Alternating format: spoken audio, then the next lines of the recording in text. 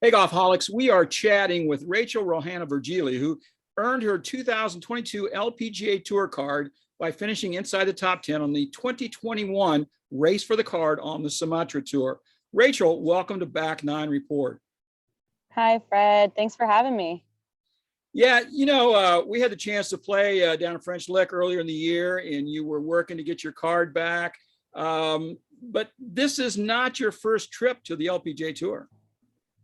Yes, I earned my card from 2015 Symetra Tour Top 10 and got to play in 2016 a full season.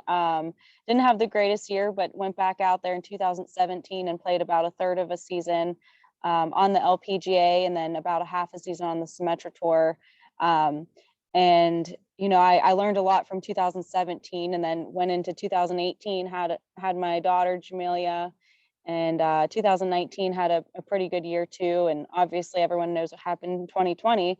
But really after my kind of bad season in 2016, I learned a lot about myself and about my game. And I've been working really hard these last few years. So just excited to go back out there next year and hopefully with some experience under my belt and do a little bit better. You had a really solid amateur career. Of course, you graduated from Ohio State with an ag econ degree. That's a little unusual for a professional golfer. Yeah, kind of when I went to the Ohio State University looking at different majors, I originally picked food, ag, and biological engineering. I kind of knew I wanted to do something ag focused. If something happened and I hurt myself and I couldn't golf anymore, obviously I needed a good degree, and agriculture, everybody's always got to eat. So I figured I'll probably always have a job. A little bit of farming background in my family. My dad and his family were dairy farmers. And then I ended up meeting my now husband, who actually raised cattle as well, but more on the beef side. So like I said, I went in there with a food, ag, and biological engineering. And before classes even started, I thought, engineering, that sounds too hard. Anything that has engineering in it is just not going to work out, I don't think, for me. So I just switched it to ag business and econ, and I'm a numbers person, and it kind of made sense for me. And I minored in turf management, which was really cool. We had to pick a minor, and I thought that would kind of help me with golf as well, and very interesting. So I enjoyed it there, and really enjoyed my time on the golf team and in school. But yeah, like I said, I mean, going in there, I thought, well, what's a smart thing to choose to study? And I thought, well, everybody's always got to eat, so let's go with that. Another thing that was a little different this time around when you were trying to get back to the LPGA Tour here in 2021, your little girl's a little bit bigger, and it gets a little bit tougher to jump on a plane on Monday or Tuesday morning to go to the next stop, right? Yeah,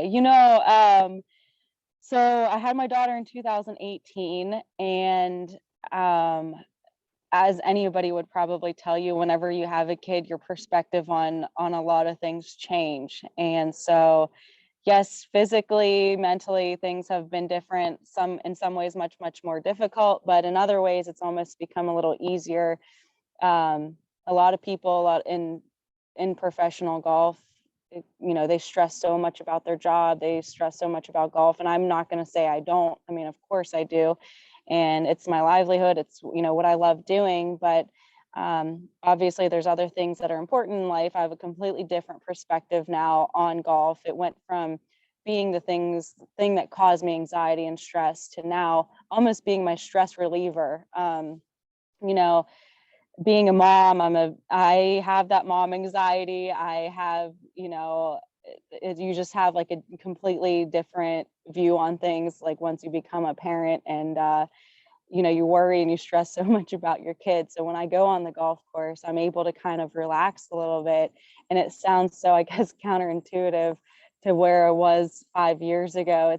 It's a completely different mindset now. And it's pretty cool to be able to go out there and I guess I should say this last month or two hasn't really been stress-free, but for the most part, overall, I've gone out there with a completely different perspective on the game. Yeah, one of the things I found interesting is that you've documented that you became impatient and pressed Mhm. when things weren't Yes. quite going your way on the Symetra Tour earlier in the season, and you just had to kind of step back and be confident in what you were doing and to continue to fight and claw and take a little different attitude, and it helped you finish out Mhm. the season. Yeah, I made that comment in my on my Facebook post, and I was actually talking more specifically about 2019 whenever I came out of the year after I had Jamelia, and I was playing extremely well. And that May, I felt like I should have been playing better. So I was starting to press, meaning I was, trying to force some putts to go in. I was trying to force wedges closer to the hole. I might have been, making stupid decisions off the tee box. But I mean, I had qualified for the US Open that year. I was playing very, very well, but I played 13 events in a row. So there's another, example of how I was pressing. I'm trying to force myself to do well on one tour or the other because I was playing both at the time. But I mean, realistically, I don't know if anybody plays 13 events in a row. And I had a 1-year-old. I mean, looking back, I'm like, what was I thinking? Like, just take an event off. And like any business, any career you choose, I think you learn so many things over the years. And, I chose golf as my career for hopefully the rest of my life. And I finally kind of stepped back and said, hey, you have to be patient with this. Most people probably aren't even considered successful in their job or their career until their 40s. So, you're only 29, 30 years old. There's no reason to really press. What you're doing is the right thing. You're stepping in the right direction. You've been here before. So looking back on 2019, you've learned from that mistake. You can't be playing 13 events in a row. You can't be trying to force your shots. You can't be trying to ram putts in the hole. Like I was hitting it well, I was putting well. I said, it's just a matter of time. Things fall into place. And Fred, I talked to you at French Lick, and you said something that kind of really helped me step back and think, okay, see, you don't have to force this. You said, don't feel like you have to go out and win. You get a couple top fives and you're good to go. And, I guess I've always had that mindset. I want to win, I want to win, I want to win. But to accomplish my goals and to get to where I wanted to go, you're completely right. I don't have to force a win. I don't have to do that. So, maybe my win's coming next year. Maybe it's coming in 2 years. Maybe it's coming, in a couple months, maybe 10 years. But, I think that I could still consider myself, successful if I just focus on one step at a time. And, hopefully that means a couple top five finishes. And then, win comes whenever it's unexpected. And then, I can just keep adding to my goals and, like I said, keep moving in the right direction with things. Well, Rachel, we certainly want to wish you all the very best. We're going to be watching Thank you you. next season on the LPGA Tour, and I'm sure we'll be talking Thank you. again. Fellow Ohio State grad and Ag Econ grad. So, Yes. Rachel, good luck to you. Thank you so much.